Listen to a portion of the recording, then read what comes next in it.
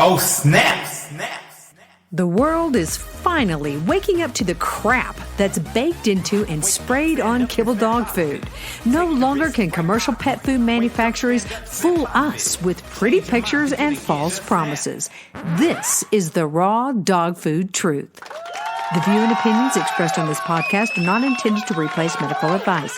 Before starting any raw diet, do research, ask lots of questions, and consult your vet.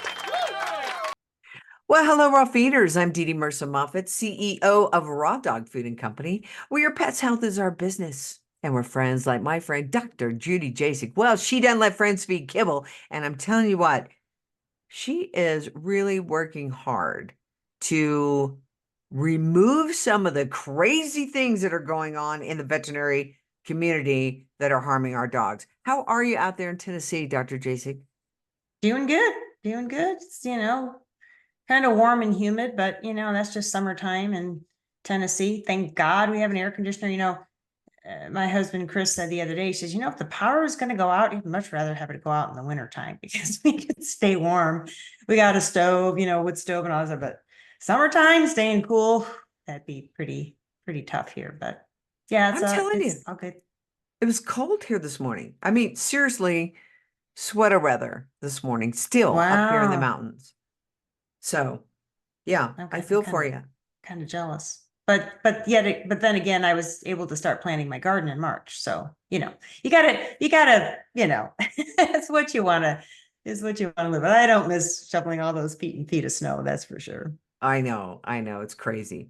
Hey, so one of the things that we constantly talk about, Dr. Jasek, are toxins and things that are causing our pets to be ill.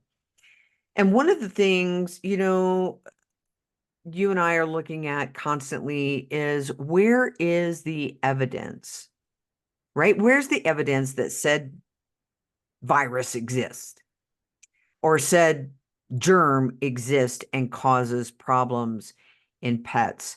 And we're going to talk about kind of what you're doing to address that law out in Tennessee in regards to rabies.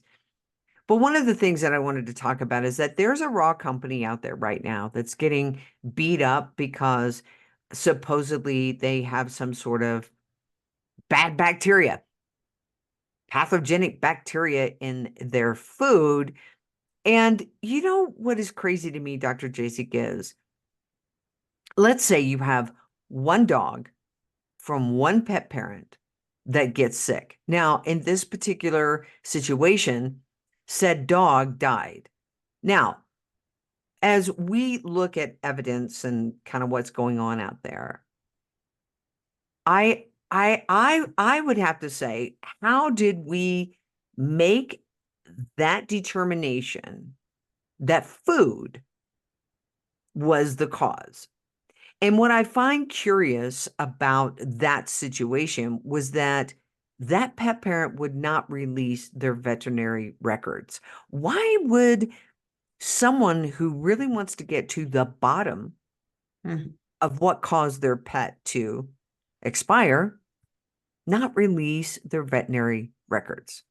Yeah, because they want somebody to blame. So my thought, they want somebody to blame, and they have their veterinarian support in blaming the food company. They, a lot of the whole conventional veterinary medicine pretty much saying that raw can cause this. So if they're online researching and finding all this stuff that could be wrong with raw food, and when people are angry and sad and grieving the loss, they oftentimes want something to blame.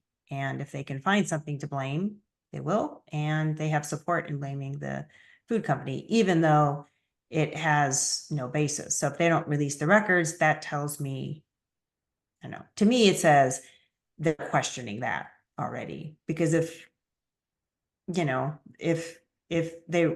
this were truly the cause, say, which I don't believe it is, but say it truly were the cause, then why not put all the evidence out there on the table? There'd be no reason not to. So it seems to me deep inside somewhere, they are questioning it and they don't want to go down that road. They've chosen their scapegoat. It's supported by the veterinary profession. So let's just run with that. We don't want to go down any other rabbit holes. That's what I would think. I was looking at Christine Massey's work. So they did a official Information Act request, so you can still call it a FOIA, okay, where they're asking these agencies to prove causation, okay? And so there was one that was done in May of 2022, and this one actually is a request for Salmonella, that Salmonella satisfies Koch postulates proving that it causes disease. And so what you will find when you look at Christine Massey's work is that there is no actual proof that these agencies that say there is proof, when asked specific questions, cannot provide any evidence. And I find that to be crazy and disturbing, that if this has gone on for decades, and they're saying, oh, this causes a disease, you would think, Dr. Jasek, that there would be mounds of evidence that would say, here's how we came to that. Here's how we came to that reasoning. And what we find is that there's nothing. Actually, in this thing that Christine Massey has, it says, I will accept any thing that fulfills Koch's postulates, authored by anyone, anywhere, anytime. Just, do you have it? And they don't. And if you guys don't know what the Koch's postulates are, let me just tell you what they are. So number one is that the microorganism must be found in abundance in all organisms suffering from the disease, okay, but should not be found in healthy organisms. So Dr. Jasek, this is one thing that we find all the time, is that Salmonella is present in healthy dogs and non-healthy dogs. Right. That number one right there. It must be found in abundance in all organisms suffering from the disease, but it shouldn't be found in healthy organisms. So how can that be just that one a valid control? Right. How are we determining that? Yeah. Yeah. It makes absolutely no sense. I mean, and even if it was just found in these individuals getting sick, just because it showed up doesn't mean like correlation isn't causation. Just because two things show up at the same time, it doesn't mean one is causing the other. It could just be, they're showing up randomly. But yeah, if the same organisms are showing up in healthy animals, and I mean, even in the food, like if this bacteria was so pathogenic, I mean, I guess they can say it was contaminated after it was processed, but if it's in, there's this whole thing that like raw meat is just naturally contaminated with bacteria just by the fact of it being raw. And if you cook it, all that risk goes away. This is what a lot of people think. I hear this, from clients with cancer patients. Oh, I've heard it's not safe to feed cancer patients raw. I need to cook the food and kill the bacteria like there's inherently bacteria. Well, if there was all this inherent bacteria, how is the animal that it came from alive? Was the cow alive or the chicken alive? If raw food, which is its tissues, its living tissues, its muscles, its organs, its liver and kidneys and heart, if that stuff was so inherently populated by these pathogenic bacteria, well, then how are those animals live?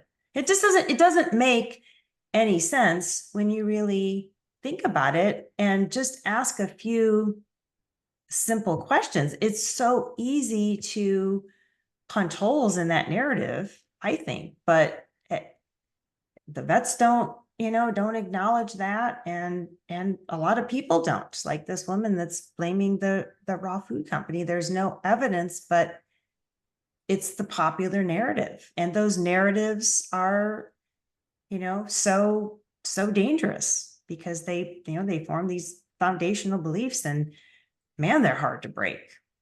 Yeah, and what did Dr. Kaufman say? Just because something has been repeated over and over and over does not validate it. So, Right. You see that on the evening news, right.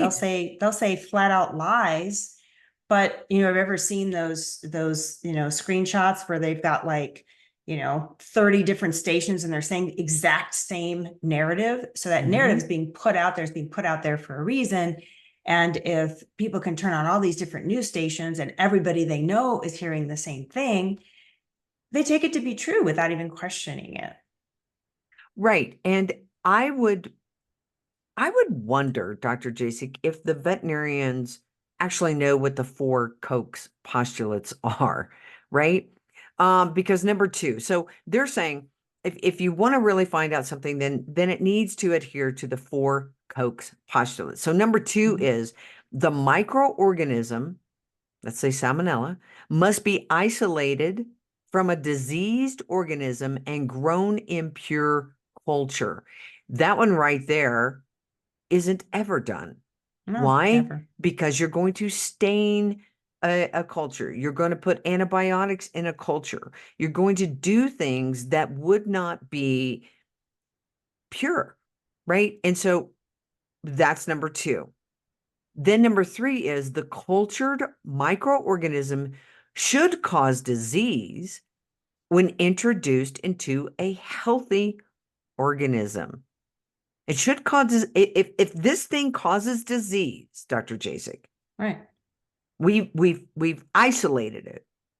We've not added anything to it that could be toxic, right? That could be toxic to a healthy organism. We need to make sure that it's pure and then introduce it into a healthy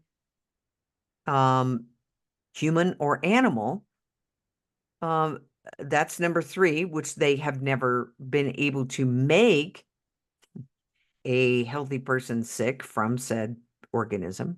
And then number 4 is the microorganism must be re-isolated from the inoculated, diseased experimental host and identified as being identical to the original specific causative agent.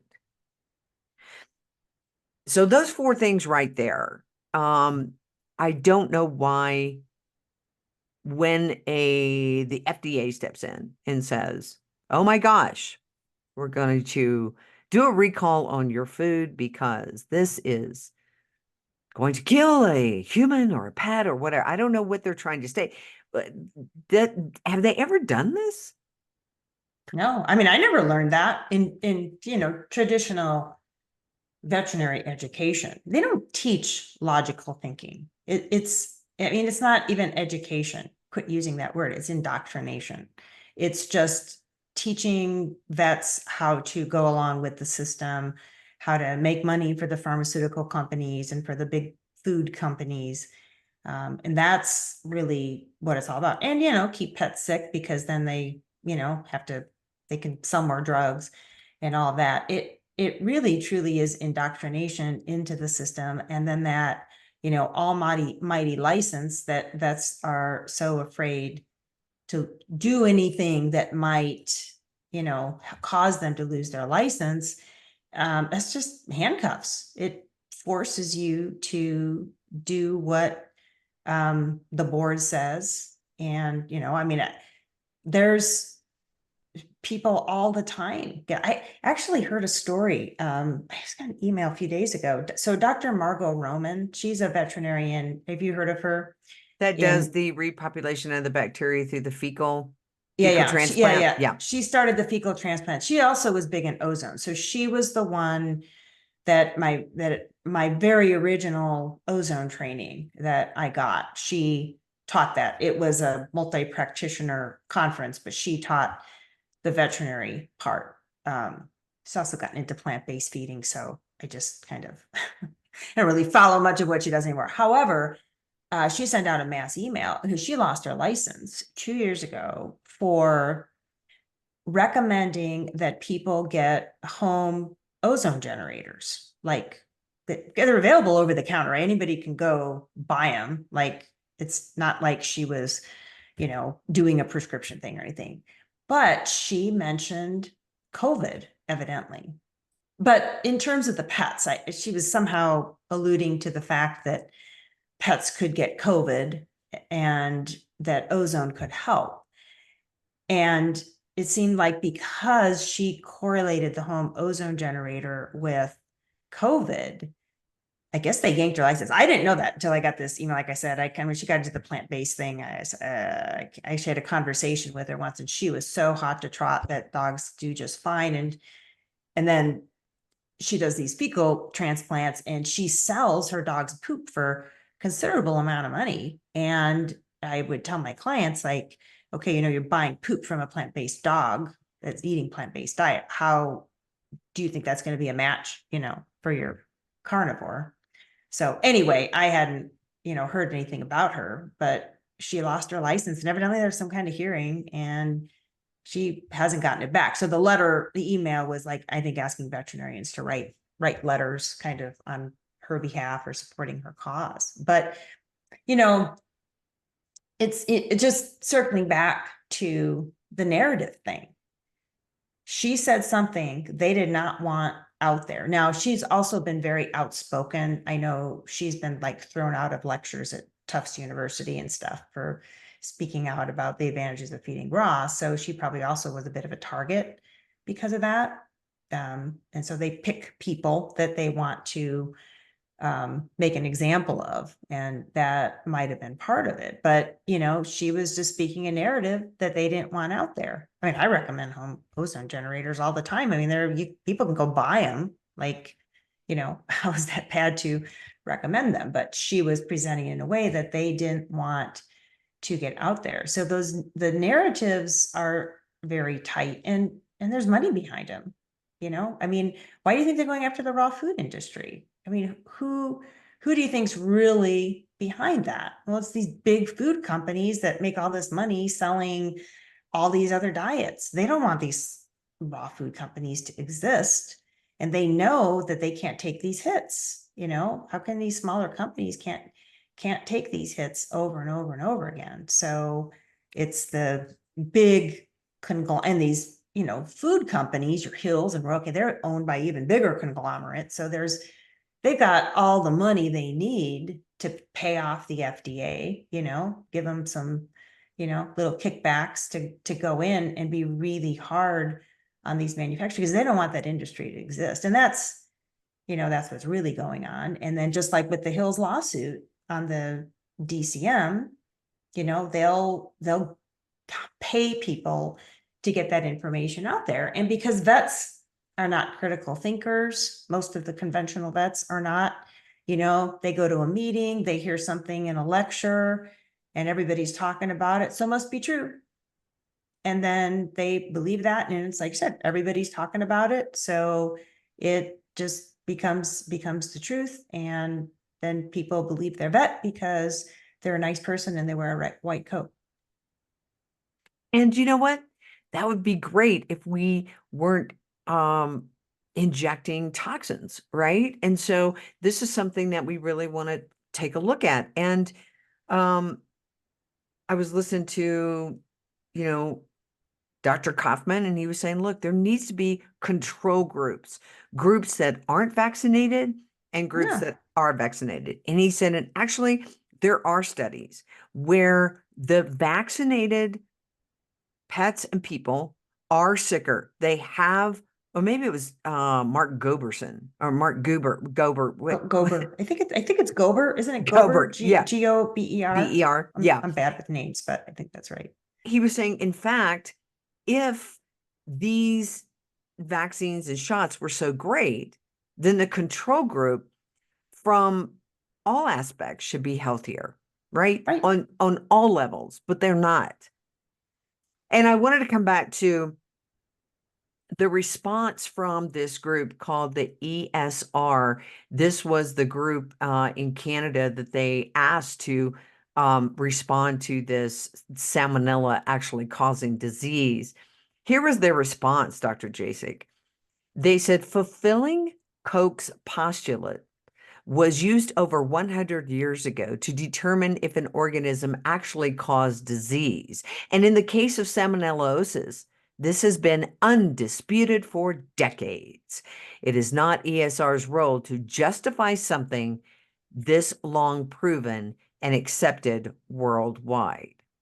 Isn't that interesting? Isn't that interesting? So they're going, oh, that was proven 100 years ago. We're not going to go back and actually take another look at it. Like, and actually make sure that the way it was proven was, was valid. Just like never question, things that happen in history, right? Because that happened 100 years ago, you read it in your history book. So therefore it must be true. Right. That's interesting. And then the folks that were asking for this information, they responded back and they said, I'm making a formal complaint regarding my Official Information Act request for the satisfaction of Koch's postulates for Salmonella bacteria.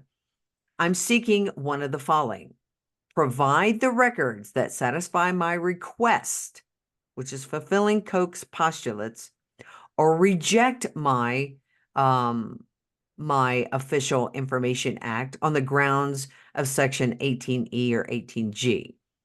And it says, I'm looking for one of the above as an outcome from this complaint. I understand that claims made over 100 years ago can appear to hold some sort of validity due to their age. Science provides us the tools to validate preconceived notions, ideas, and theories, i.e., we no longer need to just believe in something because it is old. It's just so absurd to even think about that. Well, it's old, so, must be true. And it goes on to say, I suggest that if you truly believe that Salmonella bacteria causes disease, then scientifically prove it by satisfying Koch's postulates with your control groups. The scientific method demands repeatability. Right. To which they never got a response. So if you are so sure in your scientific work and you've been looking at this for 100 years, don't you think there'd be mounds of evidence and you would just say, here, bozo, here, ignoramus, we are the experts and here is the information, shut your pie hole. But they don't say it. Right. Why would they be so hesitant to, open this can of worms and not revisit it if they had the evidence and it was true? Yeah. Why not share it? And the thing about the controls, I think is really important for people to understand. That's never done. So you take a vaccine, the vaccine companies educate the veterinarian and say, well, these will help keep the pets from getting sick. And they have their own research based on supposed antibody production. Who knows how they're saying that these vaccines actually keep pets from getting sick, but they never do the control. They don't, even in the lab, they don't ever have a group that, and out in the real world. So you can create things in the lab that are not like real world, but have real world examples of, like you said, dogs that don't get vaccines, dogs that do get vaccines, which is healthier. They don't want that. They don't want that study. Well, and if you listen to Mark Gober, right? So he was talking about that when they do these experiments, like with rats, they said, and maybe it was Daniel Reuters, I'm not sure because I listened to both of these guys. And they're talking about when they really look at what they do with these studies, they'll put these little cones on a rat's face and actually shove into their respiratory system in a very unnatural way massive amounts of toxic stuff and then say, see, there it is. This stuff is, there's the virus, there's the thing. Right. But it's never the isolated virus. It's all the other toxic stuff that they're supposedly growing the virus in. So it's all the other crap that makes them sick. Okay, well, Dr. Judy, I don't know when I've seen a rat with a cone on its face having everything shoved in its face at inordinate amounts that proves anything that would happen in nature. When would Right, that ever happen? You right. could And create anything, anything. yeah. And anything would be irritating. You could push saline up their nose and it could be irritating if it's pushed up in there in an abnormal way. So it's just nuts. And I think that you have read Dismantling the Virus Theory by Dr. Stefan Lanka. And you and I have not ever looked at this as much as we have in this last year. And I think that, as we always say, when you know better, you do better. Mhm. So there you are out in Tennessee, and we start looking at this virus information. And number one, we have seen with our own eyes, and in your practice over all the years that you've been practicing, over 30 years, certainly in this industry where we have a lot of dogs that we can look at, a lot of history we can ask about. So we start looking at the rabies mandates, the rabies vaccine. In Tennessee, it's a pretty tough one. What is the It's law about rabies there? it's actually a Class C misdemeanor. So it is actually a law. In Colorado, there's not actually a law. It's a recommendation, which means like they can't put you in jail or I mean, they can like the county, I guess, can have fines because your pet doesn't have a current like rabies shot, but there's no direct repercussions on you as far as the law. But the way it's written, it's like they call it like harboring an animal without rabies, like you're harboring a fugitive or Oh my something. God. And I'm like, okay, this law has to be just ancient. And where did it come from? And so then I got thinking, okay, the vets got their heads up their sphincters and changing their minds about stuff is going to be, I think, almost impossible. You'd have to get so many people to pull their business away to really make them change what they're doing. So, why not go after the laws? Maybe we could present this evidence. There's so much evidence and so many people and more people all the time. I mean, I'm constantly amazed because there's like just finding so many cool podcasts more and more all the time.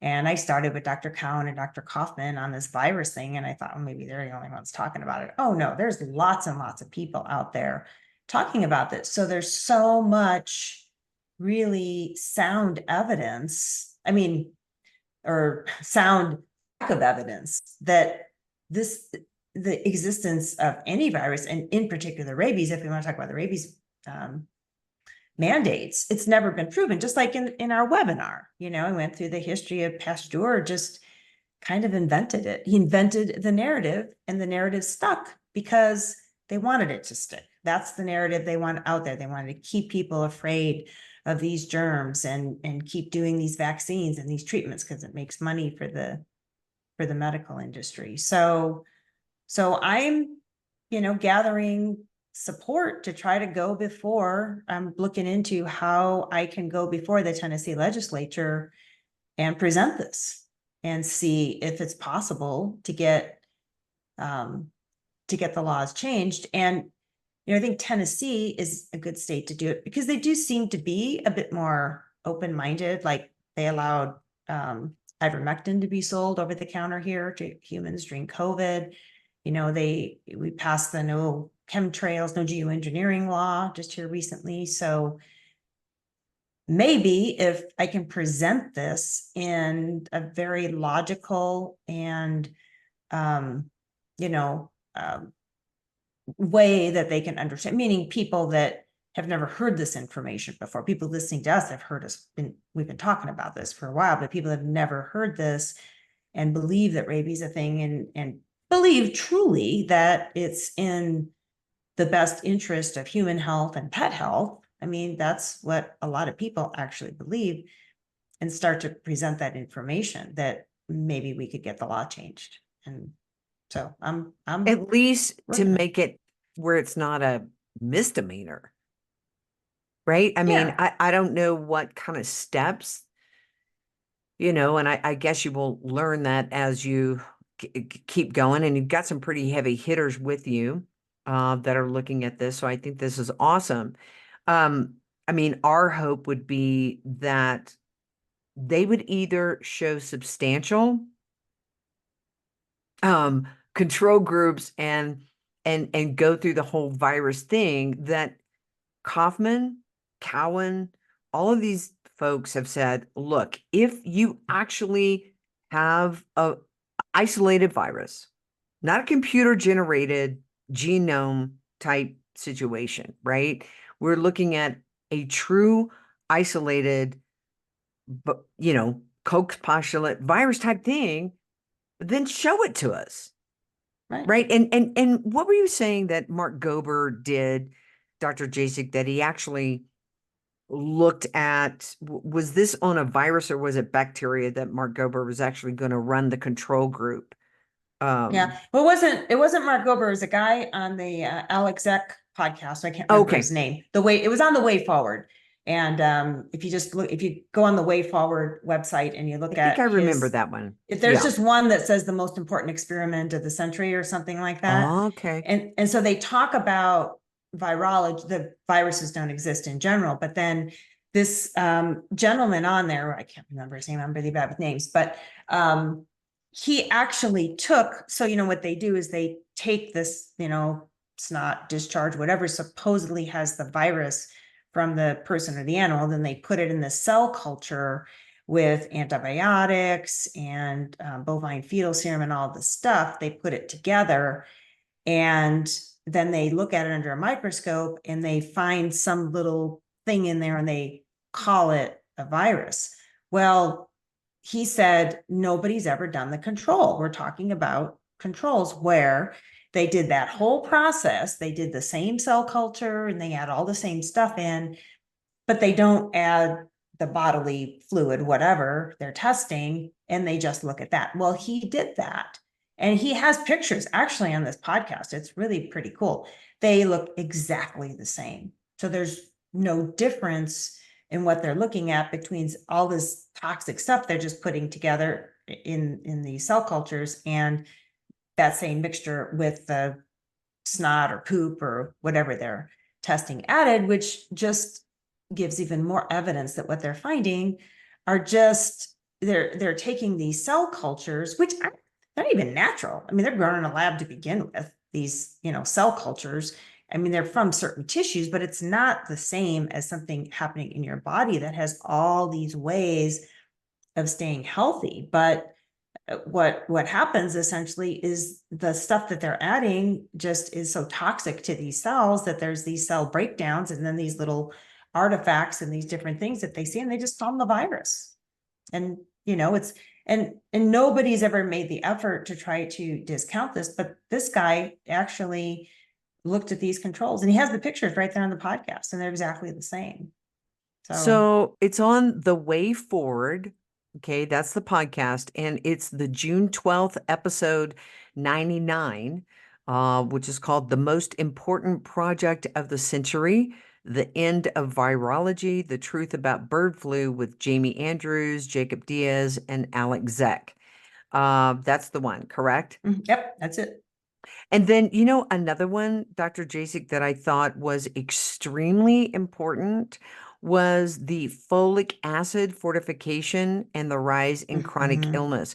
That is a really important podcast where this doctor had a child who had, basically severe brain issues.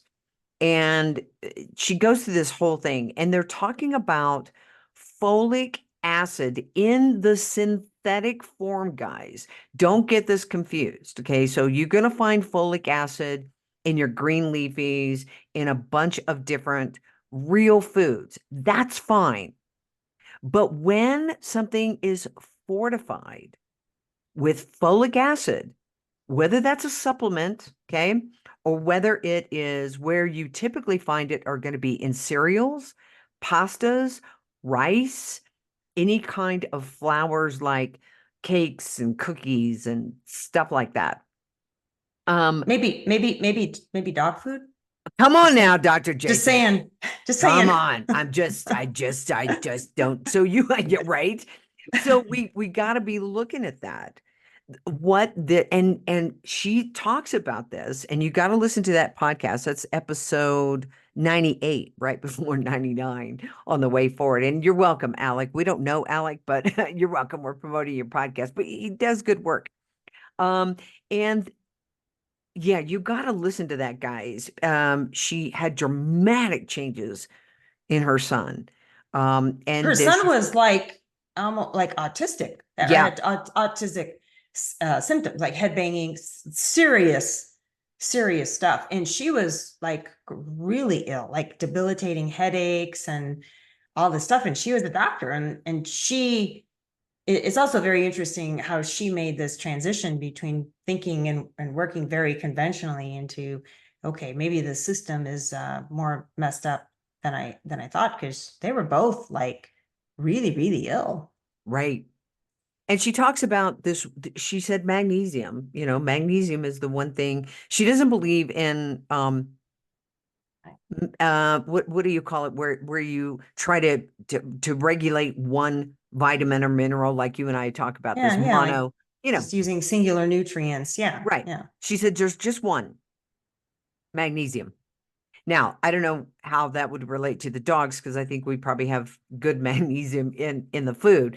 But for people, that's the only one that she really does recommend. But it's at a fascinating episode, the folic acid fortification and the rise in chronic illness. And so there are some folks out there, Dr. Jasek, that are curious thinkers, right? That are like you said, I don't care what the truth is. I just need to find the truth. And if it leads me to find something in direct competition of what I've said before, then I'm okay with that. Yeah. And you said that. It's not as if you're saying, I've got my agenda. The agenda is healthy humans, healthy pets, right? And that is what the agenda has been for all of these folks who have started questioning. And that's what you're doing. And you're looking at, incredibly, that there is this harboring a fugitive dog, Class C misdemeanor there in Tennessee. And, you're actually questioning, how did that even get to become a law? Right. So what did they base that on? Right. What was that? Yeah. What? I mean, were there a bunch of frothing dogs running around killing people? I mean, what the hey? I doubt it, but we'll definitely, I'm definitely going to do some digging and find out. And, I think sometimes things just need to be brought to the forefront. Rabies is such a popular narrative. Everybody says it. All the vets say it, and nobody's really stood up and questioned where did these laws come from? And is there really truly a basis for them? And until that's brought to the forefront, they'll keep going on. So why not bring it to the forefront? Now, I also know that there's agendas and there's reasons why they want to keep some of these narratives going, and there's money behind keeping these going, i.e. selling lots of vaccines, which can make, changing laws difficult. But, I feel like just getting this information out there and making an attempt, you're still raising a lot of awareness around the issue. And it takes time. I mean, I've listened to some of the lawmakers here say that it sometimes takes years to get things changed because things move slowly and there's a process. But I mean, why not give it a shot? Right? This is your time. This is your place, and everything's leading up to this. And there's a lot of people that can back you up that have already done some major digging, some major work, some major research that can help with this and help in your presentation. So we're going to look forward to hearing, where you are in this process, and thank God that you are taking that on. So thank you for doing that. Yeah. Well, it's a calling, it's like sometimes those things come up like, I just got to do this. I don't know what the outcome's going to be. And I have no attachment to the outcome. I just want to give it a shot. Like, I'd rather give it a shot and have it go nowhere than say, God, I wish I just at least tried, Right. It's just kind of one of those things. You just got to go for it. And That's awesome. and I'm getting some really good support, and that's from people that I think would know if this was just a stupid idea that's never going to go anywhere. So I'm feeling like it's at least worth giving it a shot. Nice. Well, you guys, you can work with Dr. Jasek over at ahavet.com, ahavet.com. If you have a dog that has some issues that you haven't been able to figure out, and maybe you want to go a different way than putting certain toxins in their body, ahavet.com is where you want to go. All right. Get your dog on a species appropriate diet. You can do that super easy. It's not confusing. We actually have a free 20-minute nutritional consult with Brian. He can help you. He can help you pick out blends. So get your dog on, and your cat. Okay. Yeah. We still do. We're not, it's just not in our name, but we do the cats. Okay. Rawdogfoodandco.com. Get over there today, where your pet's health is our business. And what, Dr. Jasek? Our friends don't let friends feed kibble, y'all. That's right. All right. We'll see you next week, everybody. Bye-bye. Bye.